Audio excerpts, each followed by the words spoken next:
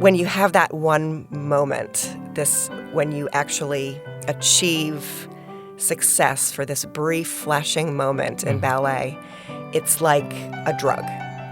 And so a lot of the times you're spending most of your time frustrated and tired and sore and sick of what you're doing.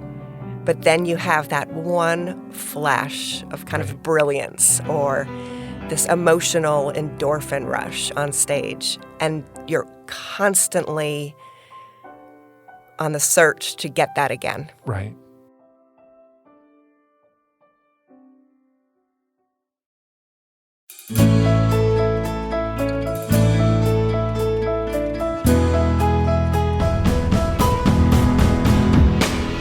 From Fiore Communications, it's How I Got Here, a show of inspiring stories from Tallahassee area leaders, business owners, and neighbors, all the challenges, opportunities, inspirations, the twists and turns of life that led them to where they are today.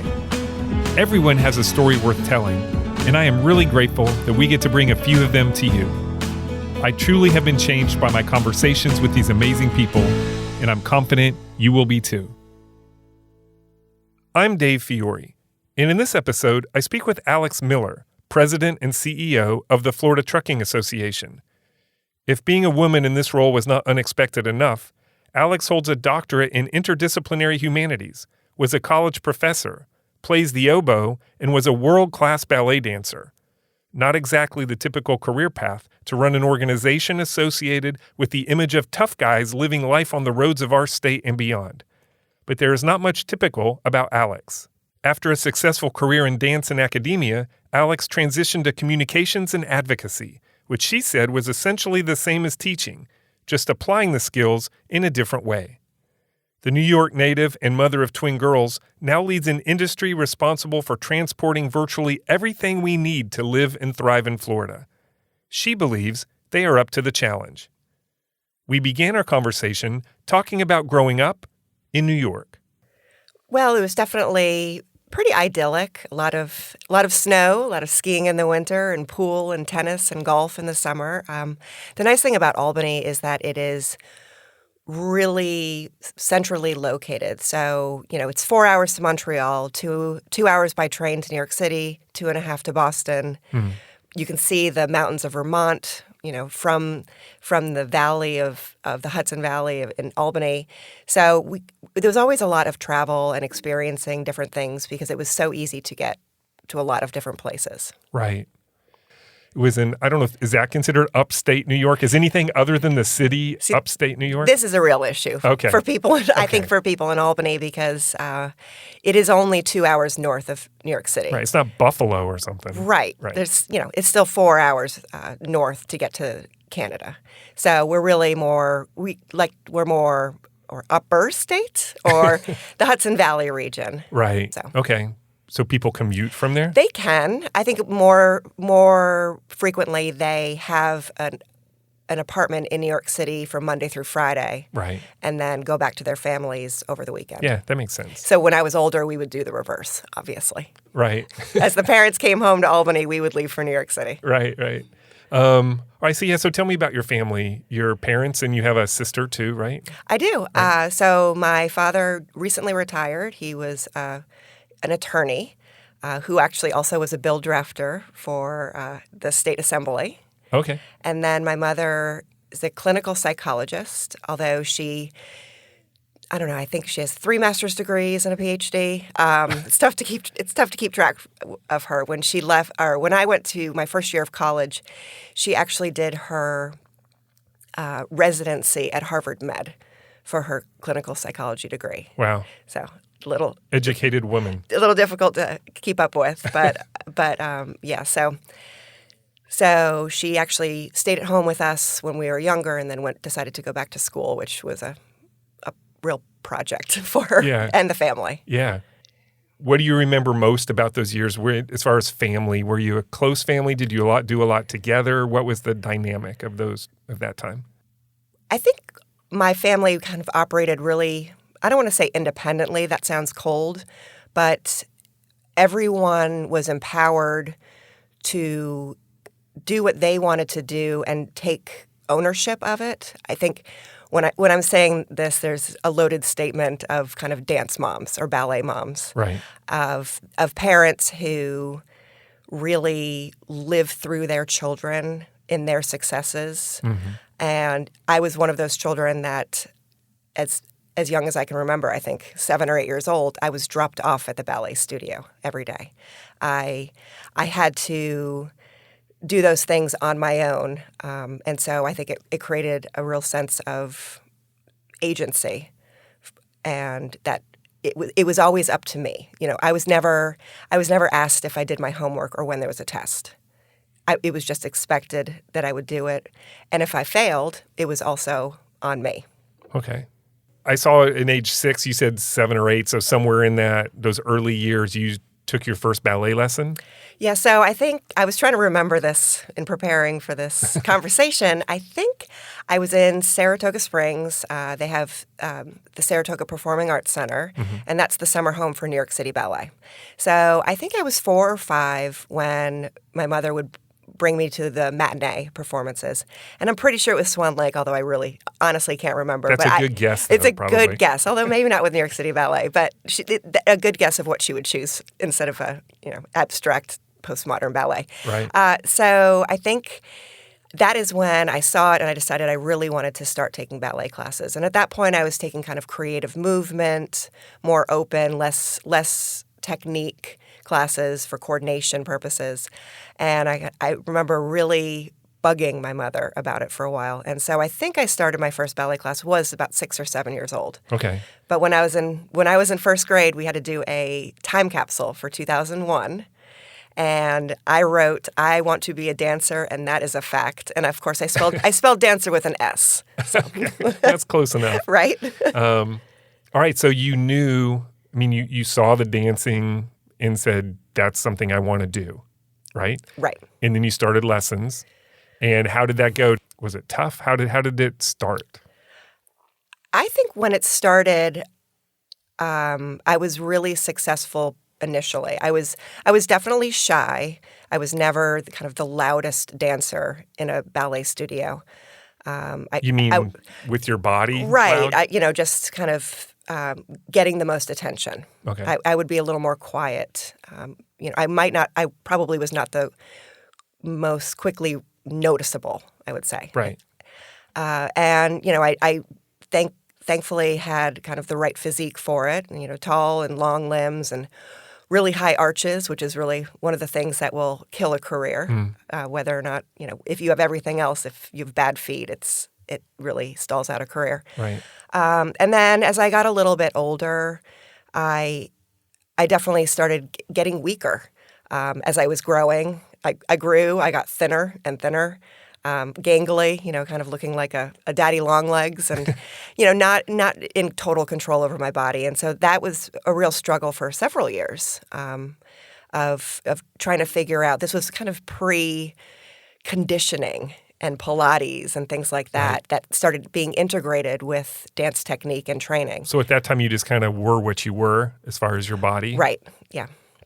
The funniest thing is that as I got older and kind of left the day-to-day professional dance world of dancing on stage, I started integrating running as just a form of exercise. And it turns out there's this old wives' tale that running ruins a ballet body. Mm-hmm. And it turned out that it had actually strengthened me in exactly the way I needed Oh, good. Yeah. to improve my technique. Okay. When you start something young like that, did you enjoy it? Did you find joy in dancing early? I definitely did. I also, I think, enjoyed the challenge of it because it's a constant quest for perfection, which is always, of course, elusive. There was definitely a period of time kind of going into those tween years where I would drag myself to the studio. The last thing I wanted to do every day was leave school immediately, change into a leotard and tights in the car, and get Right. dropped off for 3 hours. But, I guess for good or for bad, I pushed through that. Right. anyone who pursues an athletic or physically artistic kind of pursuit like this or interest, you kind of give up a, quote, normal childhood to some degree, right? So what was that like? What kind of sacrifices did you make? How did this impact your day-to-day living? I don't think I ever went to a Friday night football game. I never had a Saturday. A lot of times Sundays would be rehearsal days. So it was every night. As I got older, it was every night from 4 to 9 p.m. in a studio. I really stopped taking vacations. Ballet is so competitive that if you're missing a week or in summer, for example, maybe that's when casting happens or auditions happen. And so if you're not there, you don't get the part or you fall behind. So while friends were going off on vacations, even my family was going off on vacations, I'd be staying home. I guess going into my junior year, I went to Milwaukee Ballet for the whole summer. But since they're on a different schedule, I actually left school early, didn't take my end of the year exams, and then had to go back and take the statewide, I guess they're FSAs here, but they're Regents exams in New York. Had to take those, 3 months after school ended. So there was definitely kind of a lack of childhood. Right. And how did you feel about that at the time? I don't know if I was ever really a kid. I was never one to kind of be carefree. Dance or no dance? I was always a pretty serious kid. I feel like sometimes I'm actually more laid back than I was. I'm more laid back right now than I was at age 6. Right. I'm interested to know the difference between dancing and performing. So did you enjoy the performing part of it, being on stage, having the bright lights? Was that intoxicating to you, or was it just about the dance? I think for most people, it's about the performance.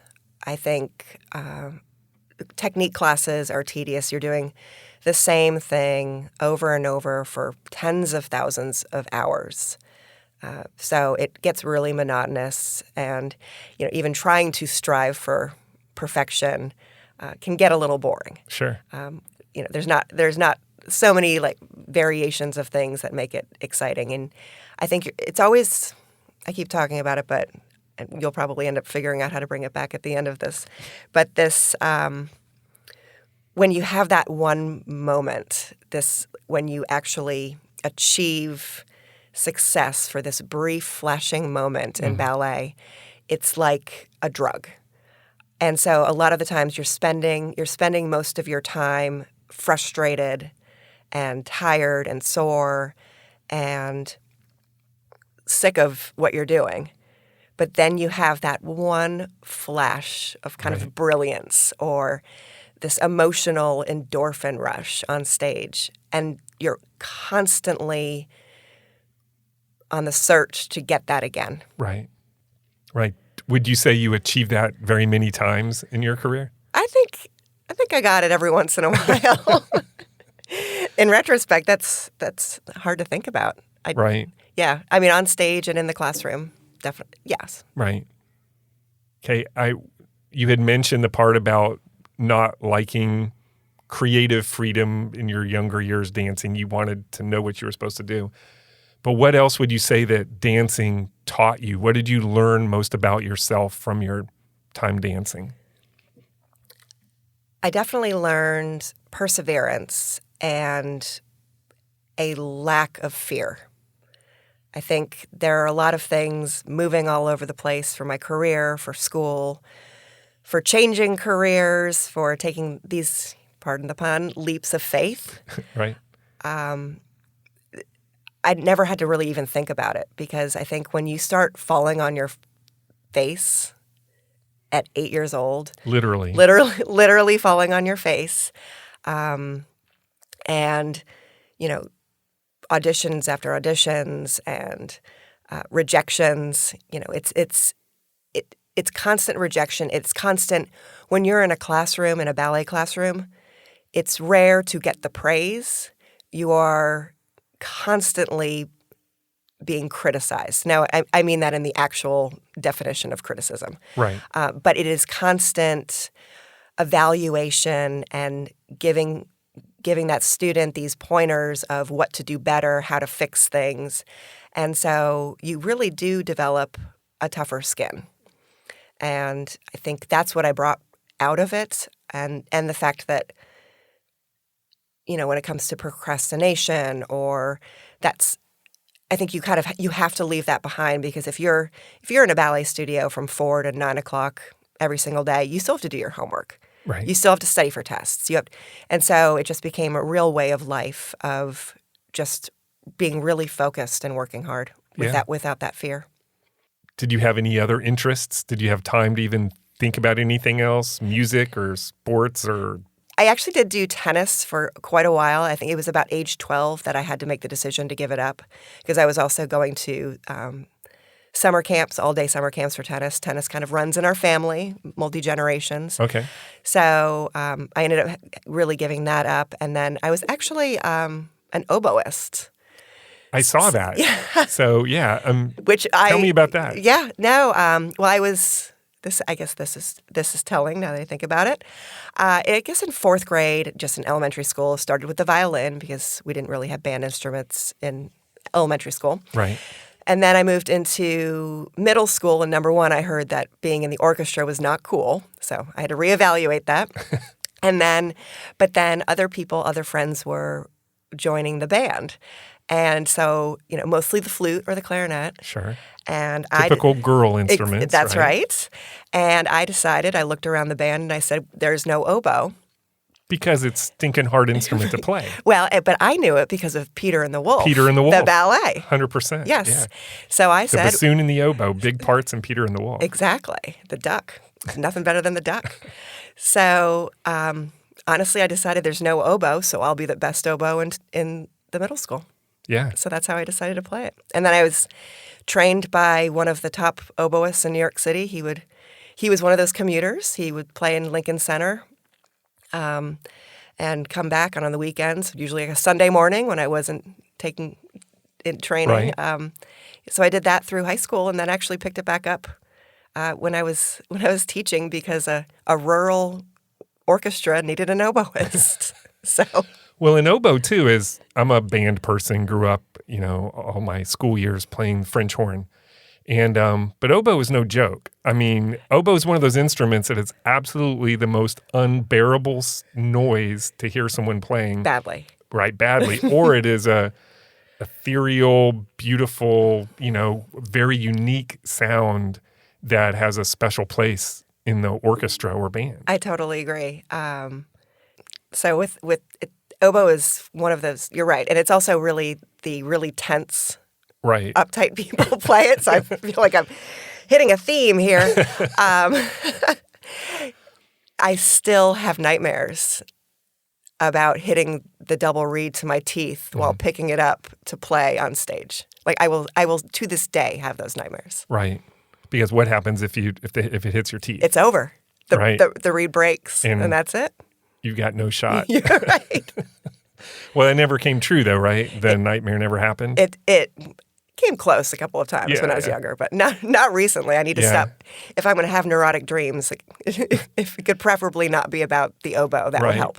So after you finish high school, and so was college automatic? If you wanted to be a professional dancer, did the dancer, was like college the obvious next step, or was that a decision to make? That was a decision. I was auditioning for professional ballet companies.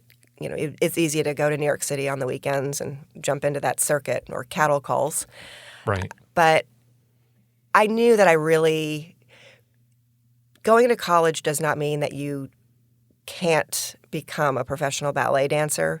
It does mean probably you're not going to, the big three, which was fine. That was not really an option for me. Like New York City Ballet, American Ballet Theater. You really need to jump in there at probably about 16, 17. Okay. But for me, I thought it would just be a smart move. First of all, the expectation of college was a given. But also, all you need is one broken ankle or, torn ACL. And then you're left with nothing. You're not in school. You right. can't dance. And, there are a couple of options of, Juilliard or North Carolina School of the Arts. But at the same time, that also didn't give the academic background that would be needed should I decide either not to go into the ballet world or something happens and it pulls me out. Right. So you decided to go the college route. I went the college route. In Louisiana. Actually, I first started at Skidmore College in Saratoga because I will tell you, my high school grades were not great. Really? Well, I was on tour for a lot of junior and senior year, so I was missing a lot of school. Right. I would roll in, the tour bus would drop people off at 4 o'clock in the morning, and the professional dancers would go home and sleep, and I would go straight to my chemistry class and having absolutely no idea kind of what was going on. And what so I'd how been were you missing. allowed to do that? That seems like a big exception to what would be expected normally. Well, you could figure out how to work around these rules. I think the rule in New York, at least at that point, was you could only miss 30 days of school a year. But I missed a lot more, but adjusted when I missed. So if I got in really late, I would go to school for 2 hours. So if you were there at all, it would count as a day. Right. So I would just kind of adjust the day. So you were working the system. I was working the system, yes. I did get a waiver for PE after a while, though. So I no longer did do PE. So that makes helped. sense. That helped. So how did you go from Skidmore to Tulane? So I went to Skidmore because, quite frankly, I was at a legacy. Okay. And I applied early decision to see if I had any options with my less than stellar grade point average. So I got in, and it's a lovely school. It has a great arts program. I'll say it's a liberal arts college? It is. Well, so it was that I could study English, I could study dance, and I could study music. Perfect. And it's, very kind of, liberal arts oriented, so kind of even develop my own major or idea with that and doing everything I love, but then also doing the things that I need to do. Right. And I got there for the first audition for placement for ballet classes. And it's instantly this moment of, why am I still doing this? This doesn't feel right all of a sudden. The dancing part? The dancing part, yeah. Wow. So I spent a semester there where I decided to take off a whole semester. The first time I've ever taken a break longer than 2 weeks from dance since I was 7. And really got into my English classes, really loved reading and writing, and decided that if I'm not going to be here to do the thing that I was supposed to do here, right. I really need to find a different experience. I need to kind of enjoy life a little. Yeah. And see what else is out there. And so what more different of a place than from Saratoga Springs, New York, than New Orleans, Louisiana. Right. So that seems like a big change. It was. And I went, joined a sorority, took English classes, of course, hesitantly got back into ballet just as something to, stay in shape. And it roped me right back in. So when you were doing ballet at Tulane, it was more recreational, or was it in formal classes, or what did that look like? It was intended to be recreational. It was classes, and then I joined their college dance company. Like taking bowling in college or something? No, well, they were classes, but they had tiered level classes, so the skill level. So they were kind of surprised when they saw you dance, I'm guessing? You know what? The funny thing about Tulane is I was in a classroom with a former apprentice with the Pacific Northwest Ballet, who was a full-time student at School of American Ballet in New York City. Okay. So you weren't the only one. I was one of about 5. And, one became a law professor. Another one went to MIT for biochemistry. It seemed that this really strange utopia of these former professional ballet dancers who decided, just exactly what I was doing. Right. Just wanted to get an idea of what the rest of your college experience was like in Tulane. Did you just enjoy the freedom and the change? And it was, because it's a pretty drastic change from what you were used to. It was. What I couldn't believe was how much time I had on my hands. Right. you know, It probably seemed like the day was 50 hours long. listen, I ended up getting 2 part-time jobs because there was so much time. And I was still enjoying Bourbon Street and, Greek life and doing ballet. Now it was just that I would roll into rehearsals with, crawfish on my on my shirt, and smelling of beer before going to rehearsal. But yeah, it was so much fun, and it was such an eye-opening experience to live in New Orleans. Yeah, that I spent most summers there too. So how did you your next step after graduation was you came to Tallahassee, right? Right. So why Tallahassee, and how did you end up here to pursue your master's degree? Tallahassee has one of the top dance master's programs in the country. I think I applied to NYU, Iowa, Mills College, FSU. It's an amazing program. Right. And during those years, you also were involved with the Tallahassee Ballet? Is that I right? did.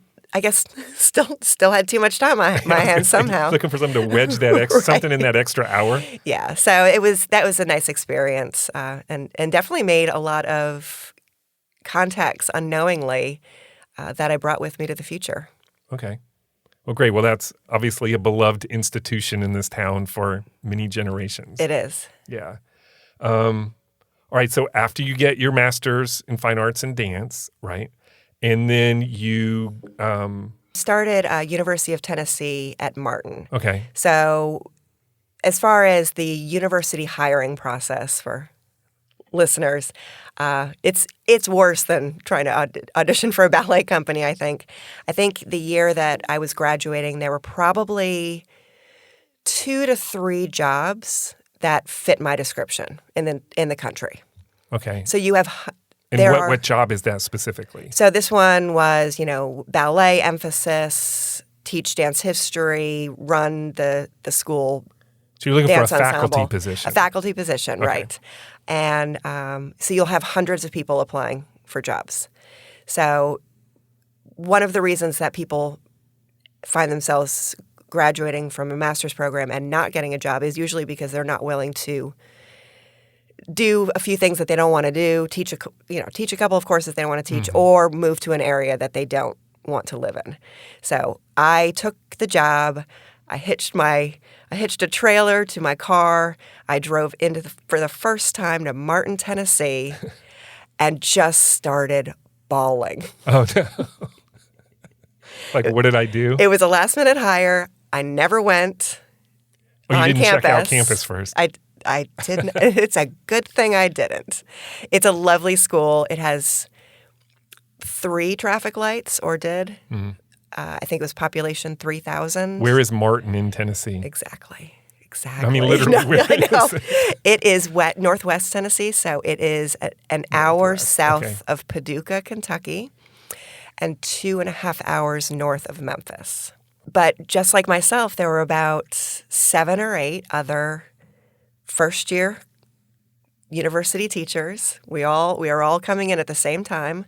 So we really made the best of it. Were they coming from, I guess everybody's cities, coming from bigger places. Right. It's hard to find one that wasn't coming from a bigger place. Yeah. Right. But all over the country. And so we immediately all connected and kind of set up schedules. We did Thanksgivings together. I mean, nice. we were all, fresh out of school, all pretty young, no families. We didn't come with families in tow. So we had a good time. And students came to UT Martin to dance? Not at first. I actually was hired it was a 1-year position, which you take what you can get to kind of get into that system. And they hired me to shut down the program. There was one dance major, and the university system had decided to stop the program. But they needed to get that one student out. Wow. So I took the job. As I'll prove myself for 1 year. I've got 1 year of experience under my belt, and I'll get another job. But it didn't work out that way. It didn't work out that way. So what happened? So about 3 months in, I started getting some interest in classes, and I was running this little performing group that was there, and I just went to my chair and said, I'm looking at this curriculum, and it has this kind of machine gun approach of let's just teach everything and not have any focus. And, that's not doing the dancer any literal at that time. Dancer. Dancer. I had other students in classes. It's not doing them any service, but honestly, like I feel like I could come up with a nice dance minor. And he said, well, sure. Why don't you write it? He was Nice. an incredibly supportive chair. Yeah. So I did that, and he got it approved, and then they renewed my contract.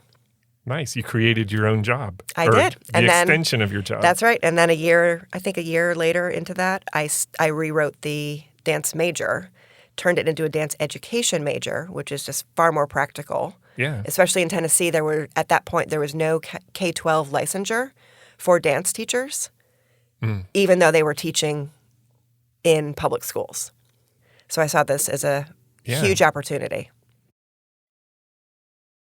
Hey, everybody. Just a quick reminder that this episode is brought to you by Fiore Communications. Just like people, every business has a story to tell, and we've been helping our clients tell their story since 2001, because who you are as a company is just as important as what you do. To learn more about how telling your story can make a difference in your business, visit fiorecommunications.com. Thanks again for listening. Now back to the show. After you left UT Martin, where'd you go next? I went to Fort Wayne Ballet. Okay. That was so, in the meantime, speaking of those 8 fresh out of grad school professors, Right. I met my then husband. And He was one of them? He was one of them. Okay. And he got a job in Fort Wayne. This is where, of course, it gets always a little sticky when you're a dual professor household. Right. Because when new jobs and new opportunities, The following spouse, I think that's what they call yeah, it. Right. exactly. And it usually typically will be the spouse that follows is the one that doesn't have the salary that, the salary with as much potential for growth. Right. So dance, sadly, does Yeah. not have the most potential for growth. Right. So moved to Fort Wayne, and I, of course, had to land on my feet. And who knew they were hiring the school director for this school/professional ballet company at exactly the moment that I was moving there. Wow. And so I took that job, and then that's where they needed a little fill-in gaps with their professional ballet company, and the artistic director said, are you willing to get back into shape? And which was unpleasant, to say the least. That's kind of a direct question. Right. That's true. A very unpleasant process. Yeah. And then I did that, and so I was back dancing again. So I imagine shape was stamina, endurance, strength, all that stuff, right? Right. So that took some doing, probably. It took a lot of studio time. It was 3 to 5 miles of running every morning. It was going to the gym. It was a lot of sore muscles for a very long time. I bet. So was being in Fort Wayne at the school, was that a good experience for you? It was a challenging experience. I don't think it was that was not one of the healthier environments for ballet. Okay, so how long were you there? I was there for 2 years. Okay. And then where did you move on to from there? Ultimately, I landed myself back in school at FSU. Right. Okay. Yeah, so I knew you ended up back again and you pursuing your PhD Yes. in humanities, right? Interdisciplinary humanities, where, kind of going back to that whole Skidmore idea, I took literature, I took feminist studies, and I took ballet and mixed them all into one. So what was the deciding factor in choosing school over another job opportunity? I really did love being a professor. I loved the students. The schedule, of course, is ideal. It's wonderful. Talk about a lot of freedom. I, at that point, was doing a lot of freelance choreography, so I could go anywhere in the country and teach or choreograph. But I also knew that I kind of wanted more. I wanted a broader base of knowledge as well as kind of more to teach. Mm-hmm. You can kind of, there's, if you think doing pliés every day in a ballet class is tedious. You should try teaching it. It gets, Yeah. you're not even doing it. You're just yelling at doing it for yourself. You're yelling right? at people to do it. So, Yeah. I thought it would be a good opportunity. And I'm just, I guess, one of those people that if I'm going to start something, I'm just going to really finish it. Mm-hmm.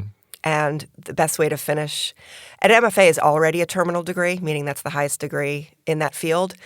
But there's one more, so I thought I might as well do it. And the nice thing about FSU, what led me to it, was that interdisciplinary humanities program, because I could rely on, once again, some of the best professors at FSU dance, and then also have these amazing scholars in these other fields, and then we all work together. Right. So was that the end of your dance career at that point?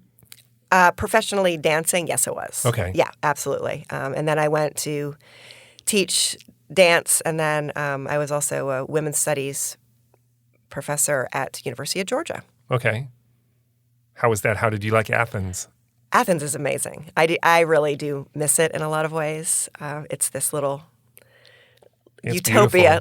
Yes, and not to mention the food is absolutely amazing. So Yeah. it's a quirky little place. Yeah.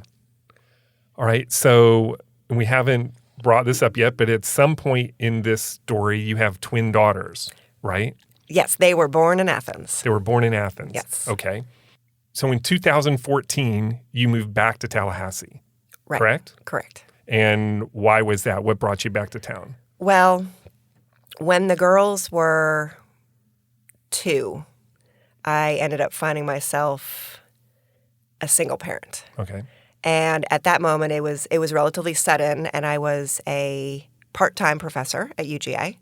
So I did not have health insurance, or no longer had health insurance, and was making $19,000 a year.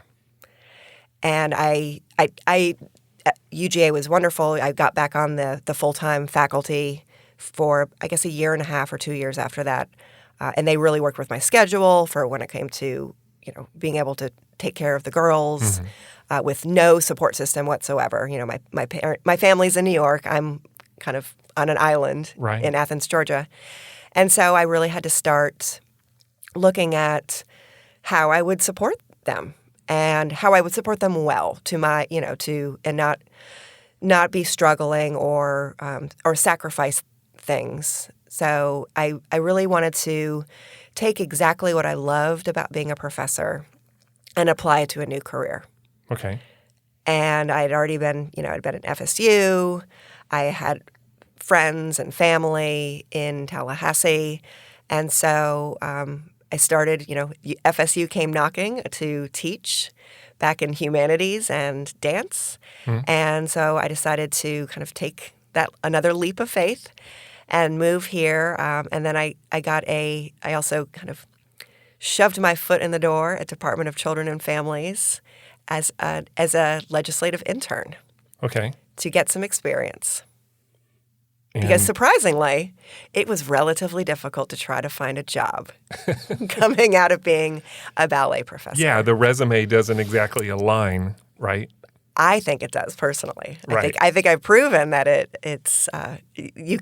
they're easily transferable skills. Sure. Not all of them. Right. I'm not doing an interpretive dance at a committee meeting, although I have threatened to do so. I'm not going to use my words now. I'm going to dance, my point. Let me dance. Why I need funding. All right, so legislative intern. Legislative intern. Right. But then you start taking communications jobs, right? Yeah. So what happened was I had 2 really great people to work for at DCF, and it was obviously a term position, and I guess there's a process through the governor's office, or there was, of kind of spotting people and assisting them in kind of finding that next placement. So kind of worked with the governor's office of what am I interested in, and the woman that I spoke to said, you should really think about things in communications as well.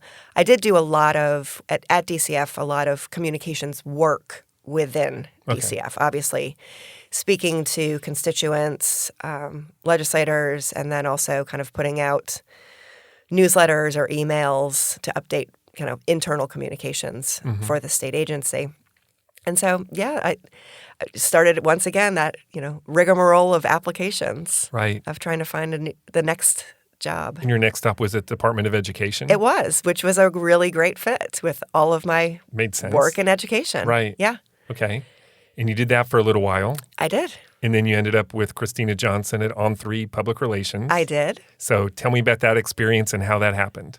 I was kind of, I think, so there were, I guess, 2 or 3 years where it was quick to move to the next job. And that wasn't necessarily a conscious decision, but I think unconsciously or subconsciously, I was really behind.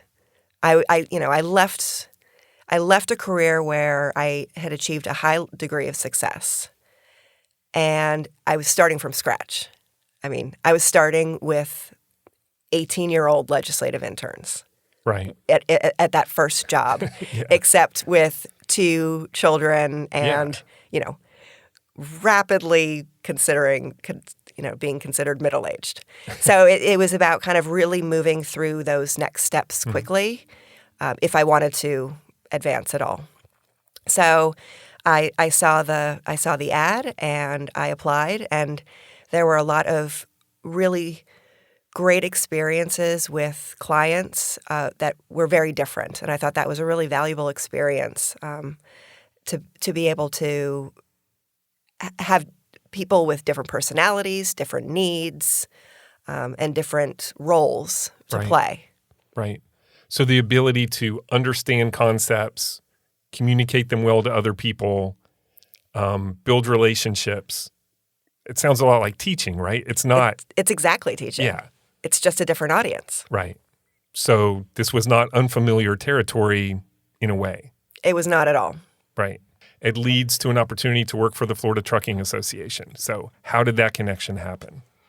I was not looking for a job. I actually ran into someone in passing, and there was a last-minute opening it was the kind of director of communications or vice president had announced a departure very quickly, and it was mid-December with a January legislative session. Wow.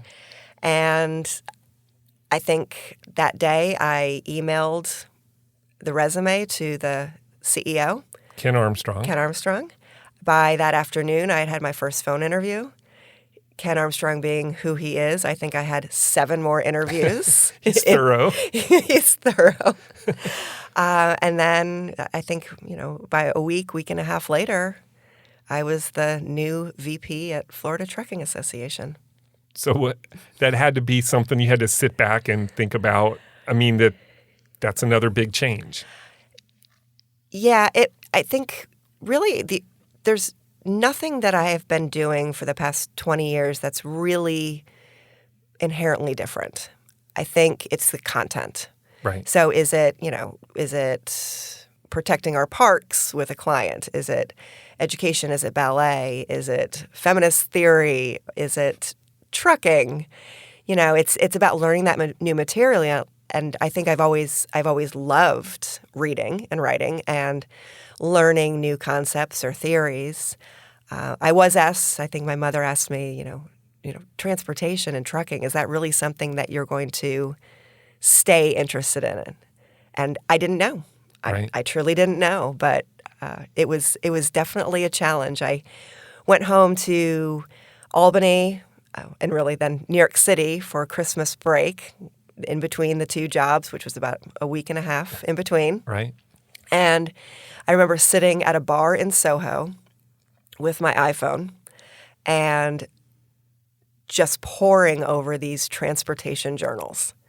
That's really all I did, because I think legislative session started, I think that year, maybe January 9th. So you immediately had an advocacy role Correct. With the association. Yes.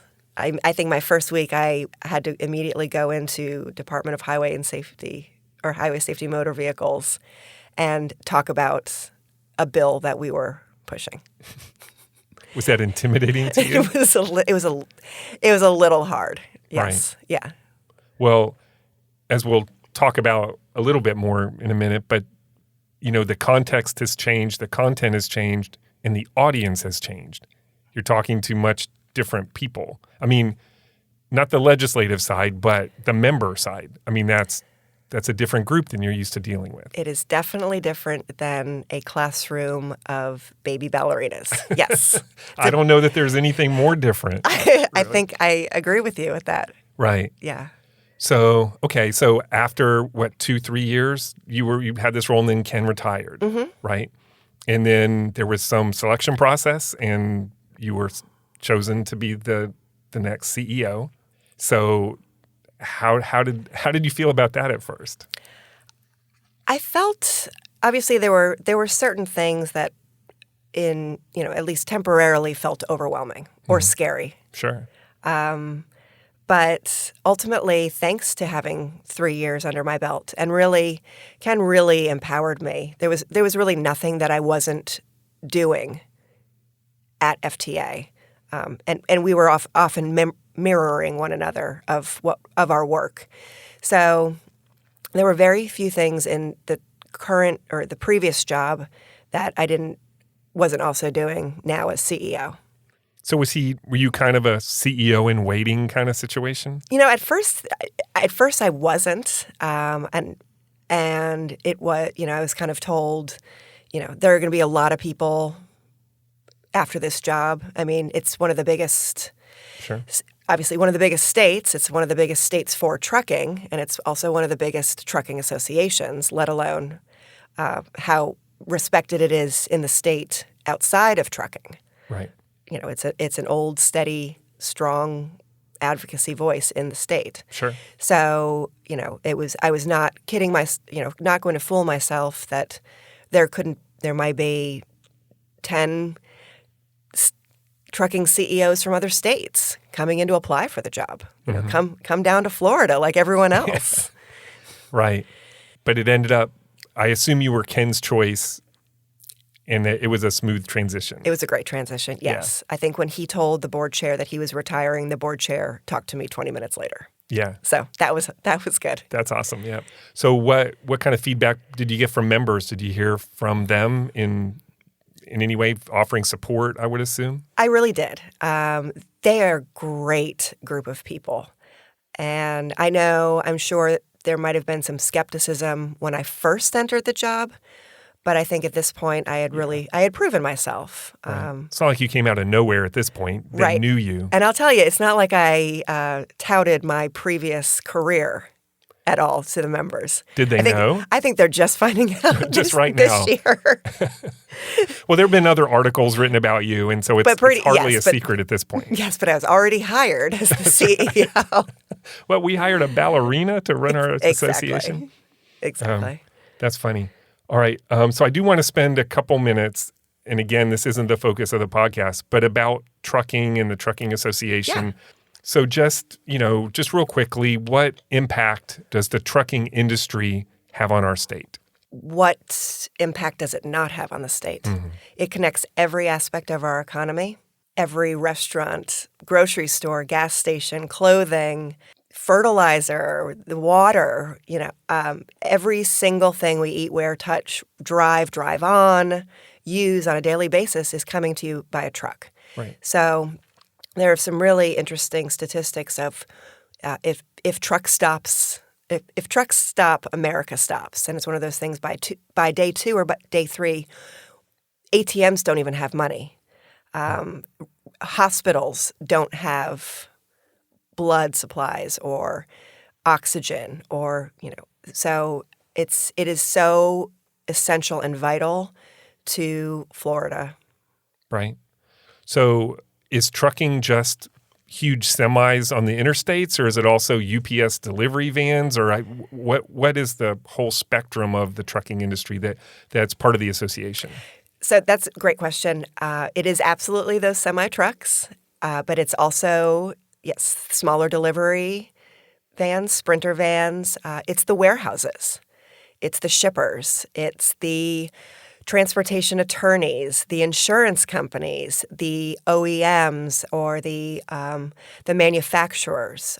All of them are all members of the association. So whether you have a private fleet of trucks, if you are a company that has things that have your own trucking company, or hire a separate trucking company to haul your goods, or if you provide any service to a company that has trucks, right, they're probably a member of our association. Okay.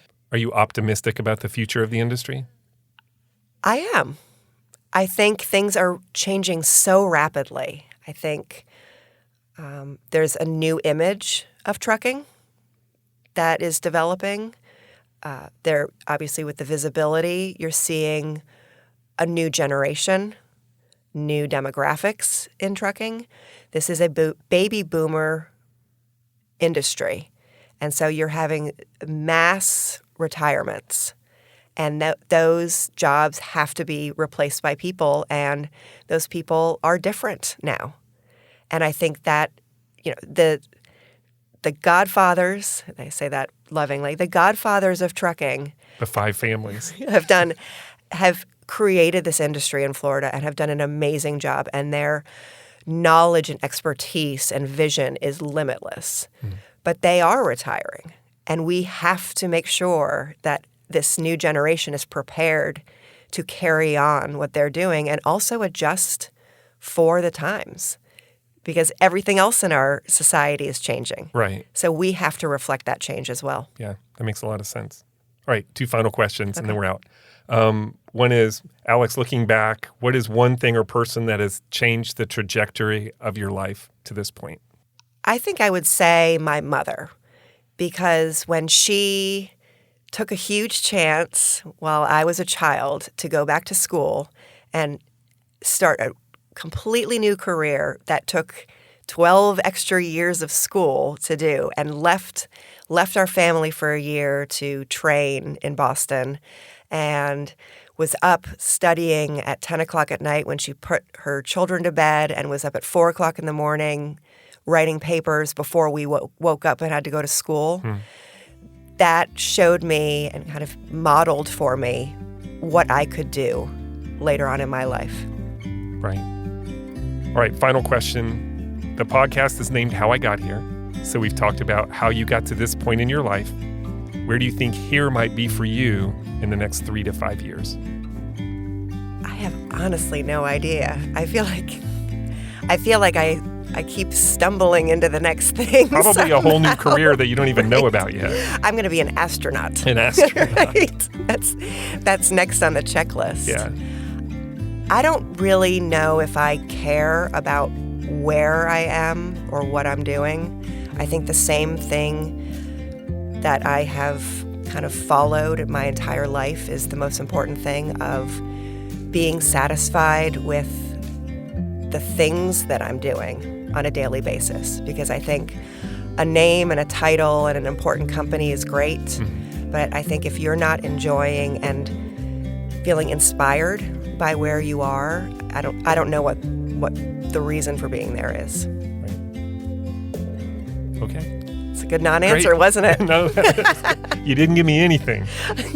I used to be a press secretary. I know how to do that. That's awesome. That was Alix Miller. She provides an important reminder about how discipline and excellence are a great foundation for wherever life leads you, no matter how unexpected. Thanks for listening to the show. You can subscribe at Apple Podcast, Spotify, or wherever you get your podcasts. And while you're there, please leave us a review. It really does make a difference. Thanks to my amazing staff at Fiore Communications, who pick up the slack while I'm working on these podcasts, and to Troy Bloom for composing our theme music. You can hear more of Troy's creations on Facebook and Instagram at Troy Bloom Music. To connect with the podcast or suggest a future guest, follow us on social media or email us at podcast@fiorecommunications.com.